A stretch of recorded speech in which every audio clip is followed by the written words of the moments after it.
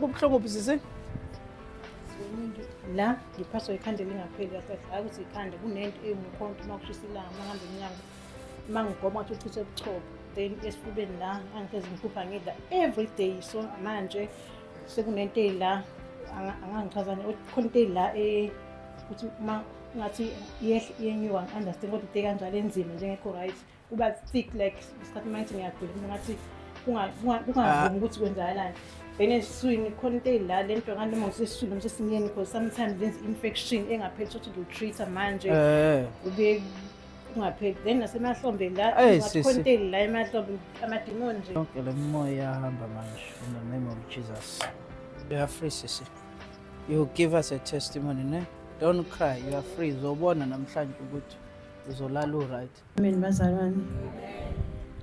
Ngithanda ukubonga uNkulunkulu ukuthi nami uyawangikhumbula uNkulunkulu. Ngeke ngakhulekelwa last week. Okay, bafakaza abantu. Shuthi ngifike like ngangithembe nami uzivela kuzokwenza nje abakwenza kwabanye. Ngifike ngilale Monday kuze kuLwesinithi. Khathi ngoba umfundisi ungikhulekile mina why ungenzeki ngithi kodwa Nkosi why ayingilali athi uNkulunkulu kufika izwi cha uNkulunkulu asike isikhathi silate noma ngasikhathini kusazokwenzeka still a time okay ngilale kwakusa ngakusasa lento le infection ebengihlupha iminyaka engazi ningaki kwasithuthe boom ngiyambonga kakhulu uNkulunkulu ngalokho amen.